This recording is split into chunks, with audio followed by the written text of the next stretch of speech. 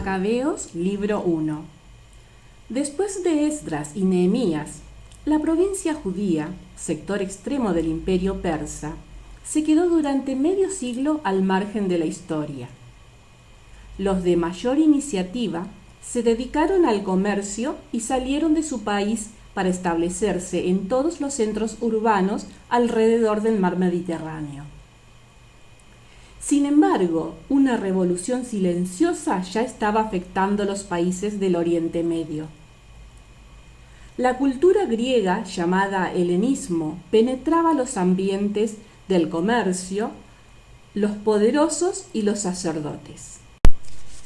Propulsada por sus realizaciones artísticas y su eficiencia en el terreno económico, pregonaba la confianza en las posibilidades del hombre, la supremacía de la razón, la superación de los individualismos nacionales, presentando con esto un serio desafío a la cultura y la fe de los judíos. En el año 333 a.C., Alejandro Magno, dueño de Grecia, empezó a recorrer los países del Medio Oriente, derrotando a todos los ejércitos enemigos. Cuando murió a la edad de 30 años, dueño del imperio persa, sus generales se repartieron sus conquistas. La provincia judía, en un comienzo, perteneció a los Ptolomeos, establecidos en Egipto, que se conformaron con sacar de ella el máximo de impuestos, apoyándose en las familias judías más pudientes, ya conquistadas por el helenismo. En el año 197 a.C., los antíocos de Siria vencieron a los egipcios y les arrebataron Palestina. Más tarde pretendieron unificar a la fuerza los pueblos que dominaban, imponiéndoles el helenismo con su educación, sus prácticas y sus dioses. Una crisis profunda se produjo entonces en Israel. Mientras unos preferían conseguirse los favores del poder, la persecución causó un levantamiento de creyentes encabezados por la familia de los Macabeos. El primer libro de los Macabeos, reconocido como uno de los más perfectos de la historia antigua, nos relata los sucesos de la guerra y las hazañas de los 5 hermanos Macabeos del año 170 al año 130 a.C. Guerra Santa, Guerra de Liberación. El libro de los Macabeos nos muestra a un pueblo que considera su fe más preciosa que la existencia. Cuando la mayoría se convence de que nada se puede hacer contra un poder tan fuerte y que los riesgos son demasiado grandes, el Espíritu de Dios hace surgir nuevos héroes y gracias a ellos el pueblo recobra el sentido de su dignidad, luchando por unos derechos sin los cuales no hay hombres ni creyentes. El pueblo judío se encontró solo frente a sus opresores, y sus aliados romanos le ayudaron muy poco. Contaron con sus propias fuerzas y Dios los ayudó.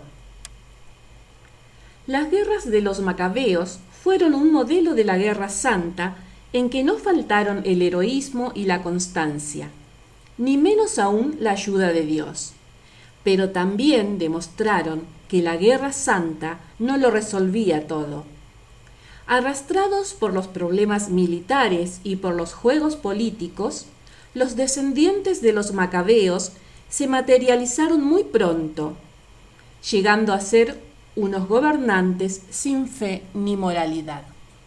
Capítulo 1. Alejandro, hijo de Filipo, rey de Macedonia, que venía del país de Kitim, reinaba en toda la Grecia. Después de haber vencido a Darío, rey de los persas, reinó en su lugar.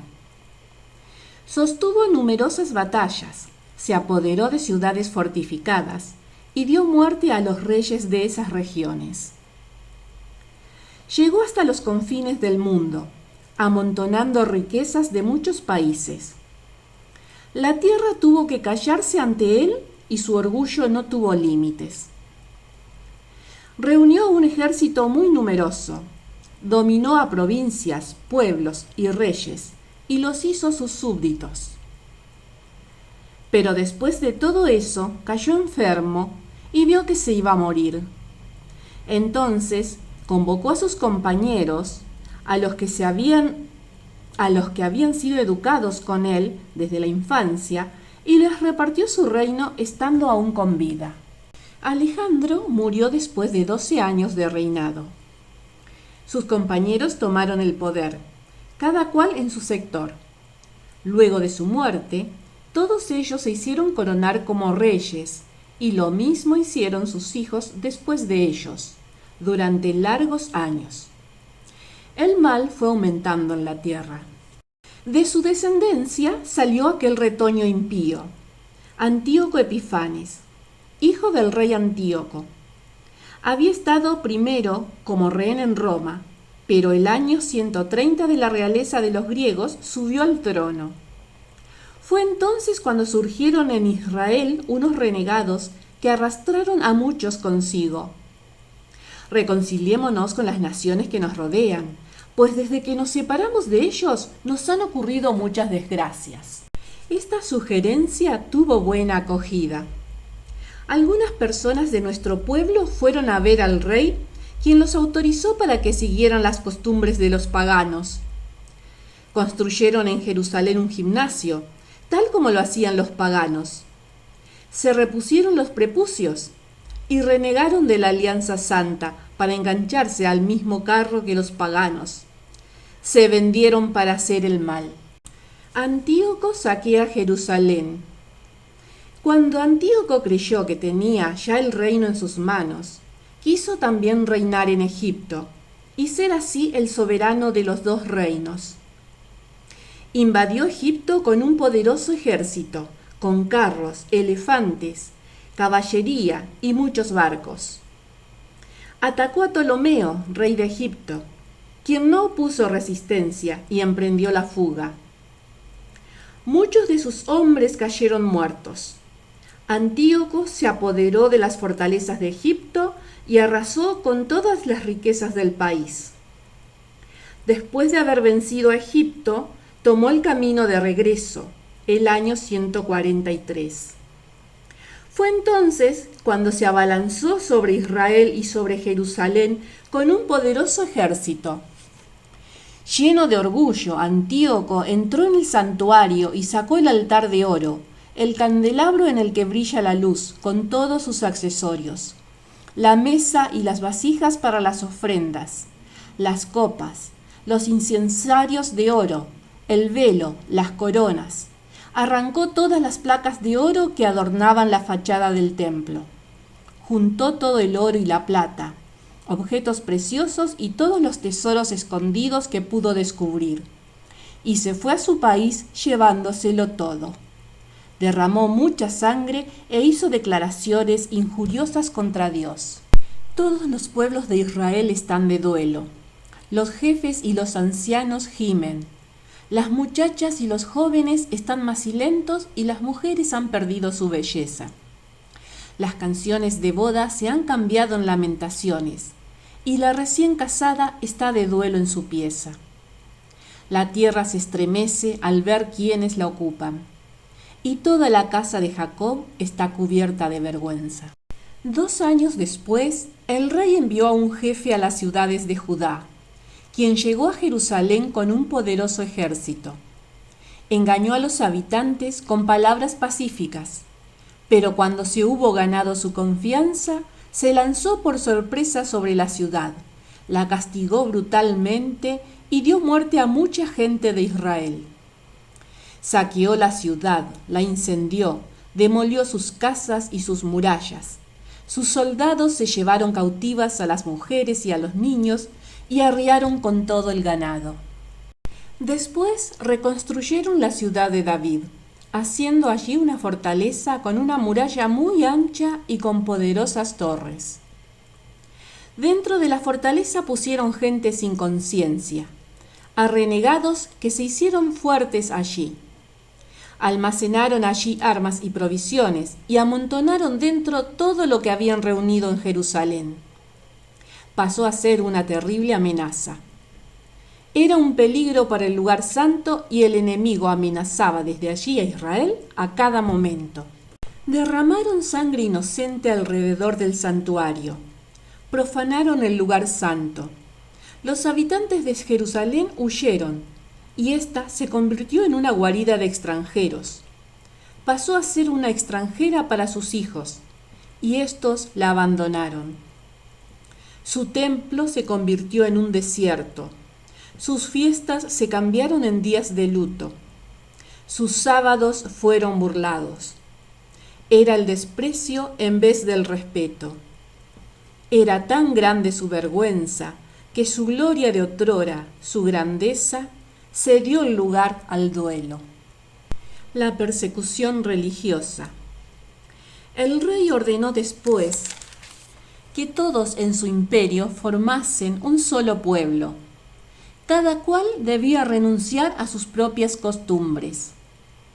Todos los paganos se sometieron a las órdenes del rey, e incluso en Israel muchas personas dieron buena acogida a su culto, sacrificando a los ídolos y profanando el sábado. El rey mandó mensajeros a Jerusalén y a las ciudades de Judá para que les transmitieran sus órdenes. En adelante tenían que seguir costumbres extranjeras, acabar con los holocaustos del templo, los sacrificios y las libaciones. Había que profanar los sábados y las fiestas, ensuciar el santuario y todo lo que es santo, instalar altares, lugares de culto y templos a los ídolos, inmolar cerdos y animales impuros. Debían dejar sin circuncisión a los hijos y ensuciarse con toda clase de impurezas y profanaciones. En una palabra, tenían que olvidarse de la ley y enterrar todas sus prescripciones. El que no obedeciera las órdenes del rey debería ser condenado a muerte. Así se expresaban las cartas que envió el rey a todo su reino. Le impuso inspectores a todo el pueblo y ordenó a todas las ciudades de Judá que ofrecieran sacrificios. Mucha gente del pueblo obedeció. Todos aquellos que abandonaron la ley hicieron el mal en el país, obligando a Israel a esconderse en refugios. El día 15 del mes de Quisleu, el año 145, el rey instaló la abominación de la desolación en el altar de los holocaustos, y se levantaron altares en las ciudades vecinas de Judá. Se quemaba incienso en las puertas de las casas y en las plazas. Se rompían y se echaban al fuego los libros de la ley cuando se los encontraba. Y si se descubría en la casa de alguien un libro de la alianza, o si alguien obedecía a la ley de Dios, se lo condenaba a muerte según el decreto del rey. Mes a mes en sus ciudades se castigaba a los israelitas que eran sorprendidos contraviniendo lo dispuesto. Y el 25 de cada mes se ofrecían sacrificios en el altar instalado en el lugar del altar de los holocaustos. Según esa ley, se condenó a muerte a mujeres que habían hecho circuncidar a sus hijos, junto con sus niñitos abrazados a su cuello. También eran condenados a muerte sus familiares y los que habían hecho la circuncisión.